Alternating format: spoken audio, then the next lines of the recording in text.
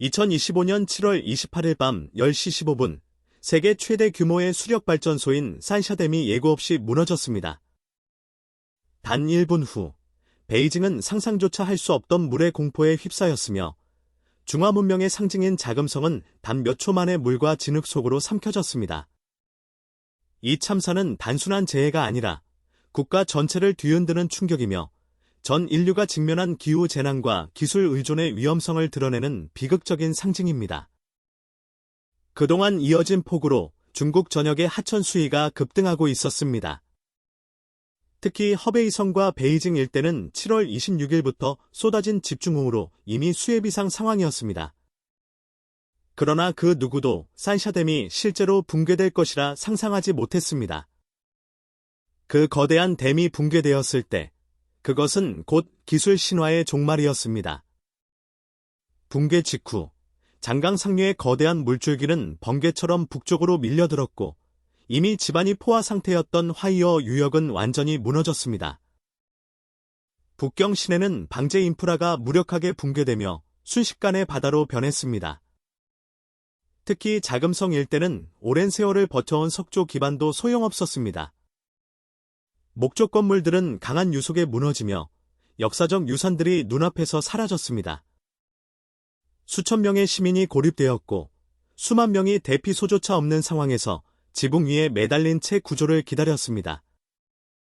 이번 대홍수의 직접적 원인은 산샤댐의 붕괴였지만 그 배경에는 뚜렷한 기후 이상 현상이 있습니다. 중국 기상청에 따르면 올해 북중국 지역의 강수량은 예년 대비 약 30% 이상 증가하였으며 북방의 장마가 이례적으로 일찍 시작되고 더 오래 지속되고 있습니다. 특히 란어강 유역의 판자커우 저수지에서는 28일 새벽 초당 2270 큐빅미터의 유입량이 측정되었고 저녁에는 4000 큐빅미터 초를 넘기며 사상 초유의 수위를 기록했습니다. 산샤댐은 이러한 폭우를 견딜 수 있도록 설계되었다고 알려졌지만 실제로는 설계 기준을 넘는 수압이 단시간에 집중되며 결국 파괴되었습니다. 베이징시 기상국은 28일 낮 12시 비상경보를 주황색에서 적색으로 격상했지만 산샤댐 붕괴가 발표되기 전까지는 대부분의 시민이 재난의 심각성을 알지 못했습니다. 특히 미윈, 화이로이, 옌칭 구역은 300mm 이상의 폭우가 집중되며 토사 유출과 산사태가 동시다발적으로 발생하였고 북경 외곽의 마을 136곳은 완전히 고립되었습니다. 전기, 통신, 교통이 모두 끊기며 재난 대응이 극히 제한적인 상황에서 시민들은 문자 그대로 물속에 갇힌 도시에서 생존을 위한 사투를 벌이고 있습니다. 중앙정부는 산샤댐 붕괴 직후 비상사태를 선포하고 인민의 방군과 소방부대를 투입하여 구조에 나섰습니다. 그러나 수도 기능이 마비된 베이징에서는 헬기 구조 외에는 실질적인 구조가 거의 불가능한 상태입니다. 구조 현장의 한 관계자는 익명을 전제로 이렇게 말했습니다. 정보는 통제되고 있습니다. 죽은 사람의 숫자는 감춰지고 있으며 당국은 댐 붕괴의 책임을 인정하지 않으려 합니다. 이번 재해는 단순한 사고가 아니라 오랜 기간 경고되어 온 대형 인프라의 위협이 현실화된 사례입니다. 산샤댐은 건설 당시부터 지질학적, 환경적 위험이 제기되었으나 중국 정부는 국가적 상징성과 전력 자립의 명분 아래 모든 우려를 묵살해왔습니다. 전문가들은 이번 붕괴가 예고된 재난이었다고 입을 모읍니다. 댐이 무너지기 전날 해외의 기상위성 관측에서는 숨은 구조물의 미세한 변형이 포착되었지만 해당 데이터는 공개되지 않았고 조기 경보 시스템도 작동하지 않았습니다. 국제사회는 이 사건에 큰 충격을 받았습니다. 유엔은 다시아 전체의 기후위기를 드러내는 중대한 재앙기라며 긴급 구호 지원을 제안했고 미국과 유럽 주요 언론은 세계 최대 인프라 붕괴 사태로 보도하며 중국의 관리 실패를 강하게 비판했습니다. 일본 정부는 기웃 국가로서 방사능이나 오염수 유출에 대한 경계가 필요하다고 언급하며 또 다른 환경재난 가능성에 대비하고 있습니다. 국제적인 시각에서 바라보면 이번 사태는 단순한 자연재해 이상의 의미를 갖습니다. 최근 발표된 연구에 따르면 수천 개의 초대형 댐이 지구의 극점을 이동시킨다는 사실이 드러났습니다. 실제로 지구 북극은 1835년 이후 약 1.1m나 이동했으며 산샤댐은 이러한 변화를 야기한 주요 원인 중 하나로 지목되었습니다.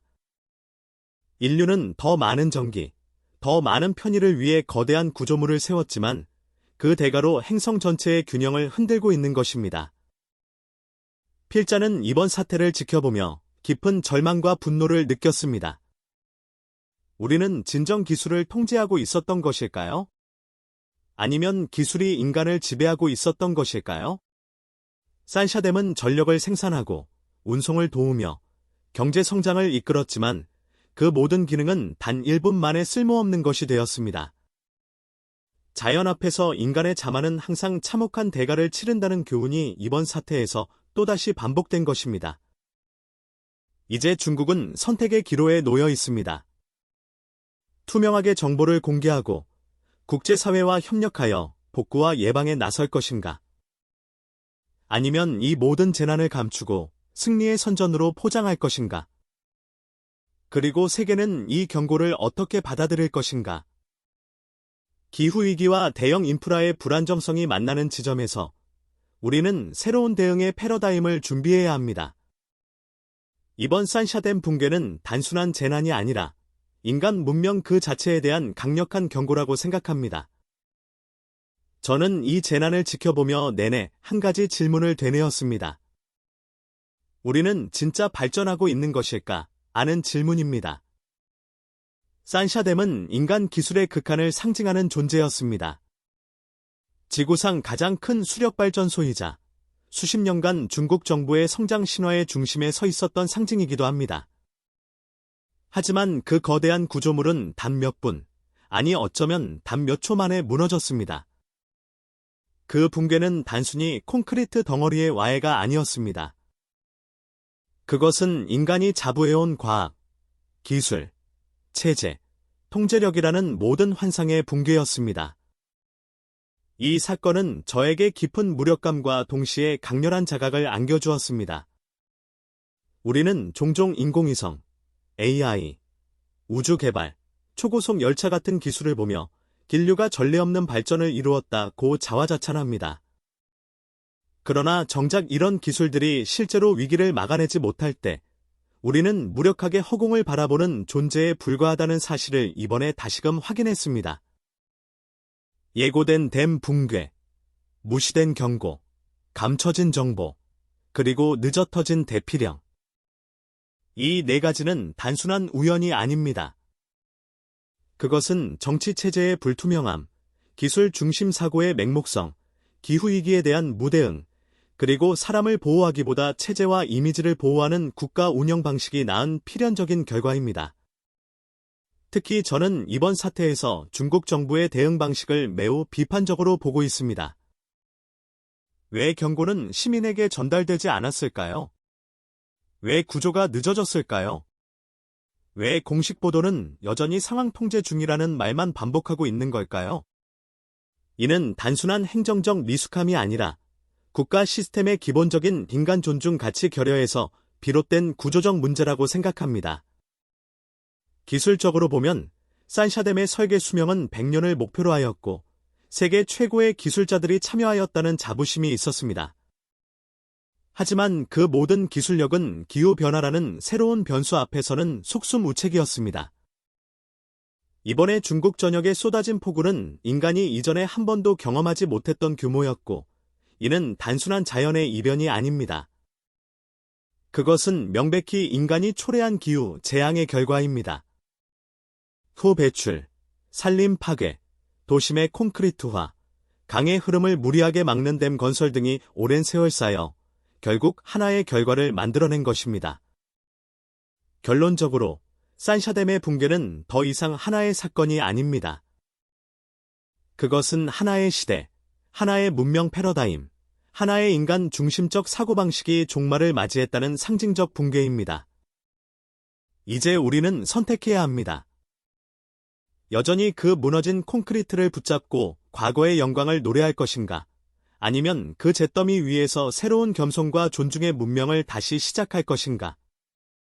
저는 후자를 택하고 싶습니다. 그리고 여러분도 그러시길 바랍니다.